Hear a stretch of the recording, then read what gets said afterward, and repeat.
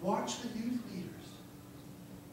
Because youth leaders can have the concept that, hey, we're going to do this and we're going to build ourselves a little group, and when we get, we're going to take them all out, and the pastor can just go because he doesn't listen to the Spirit of God anyway. Worship leaders, you'll see it in the music team. There's something about the position of the worship leader that we can try. We'll try as worship leaders. Brian knows some of the things he's had to come through. Because if you don't pass those tests, I don't want you up here. As a pastor, I have to protect what God has put into my control. And if you cannot submit yourself, if you cannot follow, then you are never going to lead. That's right. That's true. Oh yeah, but we get into the worship team and man, now we've got control because everybody sees me. They're on stage and they don't know that I'm important. So now when I want to start my little church, they're all going to come and follow me. Whatever you start with is what you're going to end up with. Only more of it. Yeah. Hello. This is true. These are attacks that will hit the church, and they've hit the church throughout centuries. But this is something the early church faced in the book of Acts already. Ananias and Sapphira come in, and they're busy trying to get a position. I imagine they thought that maybe they'd ever get their own little church, and they could be do their own little thing, and everybody would be happy. But it didn't work that way. Another potential disaster was when the Grecians felt that their widows weren't being taken care of properly. And the Grecians approached the apostles and said, you know, when the things get handed out here, our widows don't get an equal portion to what the Hebrew widows are getting. What is happening there? Now again, it's a thing that failed. But what is happening is the enemy was busy trying to bring division into the church. And it's the same trick that he still uses today. And the older people will say, well, we don't like all that young music, and all these people have got this noise, the drum, bing, bing, bing. I can't even understand. I can't hear. That's right. And the younger people say, well, all these old fogies, they just don't want to move. They want to be stuck in the 1600s. We can't sing that stuff. That's the old people against the young. What has happened? Division.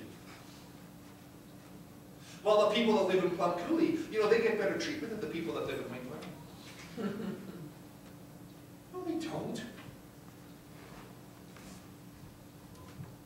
But what happens is trying to cause division based on lines, because that's something that's easily seeable. If we take that line there, then we can see this line, and we know exactly where the split should go.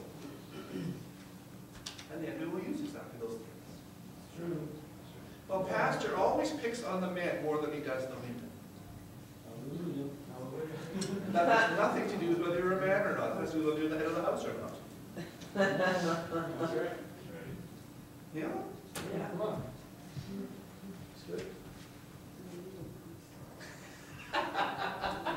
You guys look so serious. They made it through. The church made it through all of this stuff. The early church made it. But these are the type of attacks that the enemy tried to use on the early church when they first started. And in 2,000 years, he still hasn't changed his tactics. That's right. That's right. That's right. We should wise up sooner or later and come to the point where we're going to start being able to see what's going on. What would happen today if a group of people in the church, if the Grecians came up and said, we don't have any Grecians here, do we? Grecian formula maybe, but no Grecians. What would happen today if the Grecians came up and they said, you know, Pastor, you're taking those Hebrews are getting much better treatment than we are. Now, if they would come up to the leadership, that's the best thing that could happen. But what will usually happen, they won't. The Grecian 1 will run to Grecian 2, will run to Grecian 3, will run to Grecian 4, and say, you know, Pastor should be able to see this. If he was truly following the Spirit of God, he would see that these people aren't getting it. The Spirit of God would reveal it to him, and they would start getting strife going in the ranks, because that's where the enemy always works. Yeah. If he could divide the church down here, guess what? So then Bonnie would phone up David Melody and say, you know, Melody, I don't know if you've noticed this or not. But it seems to me,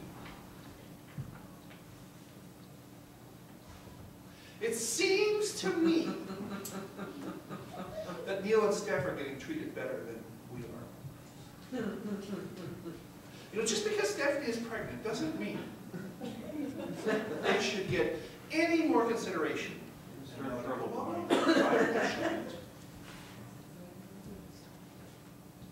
They shouldn't. No, they really shouldn't.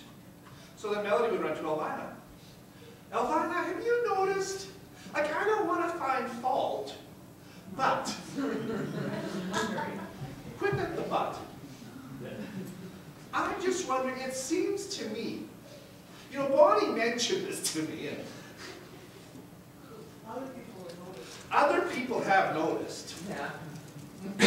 Well, which others? Well, others. I don't want to say. Oh. So then Elvina phones Lucy. Lucy, have you seen anything? Well, yeah, I really noticed that. You know, we've been coming there now for, and before you know it, you've got a church that's at odds with stupid. That's right. So then finally it gets down to Abe and Tina says, well, I don't know, I think it's perfectly normal that Stephanie would get more consideration right now. Well, Pastor's little pet, aren't you?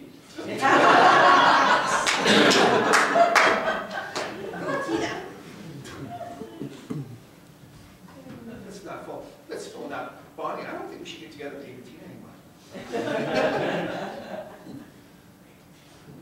Tina's a suckhole.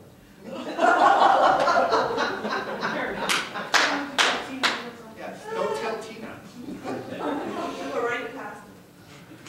And before you know it, you've got strife and division over something that could have been solved by going and talking to the leadership, saying, hey, this is something that seems to be happening. What can we do about it? Because as soon as they did that, they said, hey, okay, we're sorry, we certainly didn't mean to do that. Why don't you guys find people to oversee that then?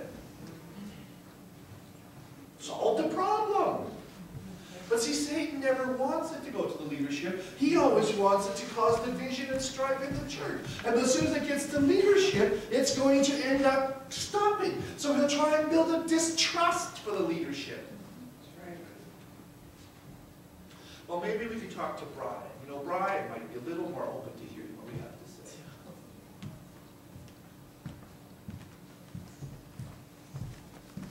Brian's a gentler, softer person.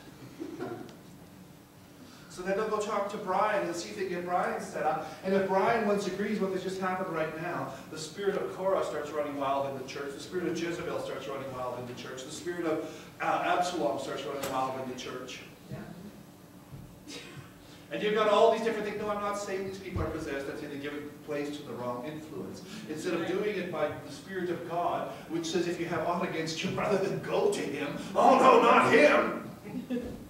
I don't like him. I have aught against him. Come on. Preach it. How am I going to keep my own little hurt feelers going if I go and get it right? See, it happened in the early church, or tried to happen in the early church, but thank God that they were mature enough that they took it straight to the leadership, and the leadership was able to deal with it. Once it hit the leadership level, it could be solved. Until it came to that level, it couldn't be solved. So the opposition had come from the outside. The opposition had come from the inside. Now we think sometimes, we look at the early church and we say, well, you know, they had it all, they were all together. They faced the same battles.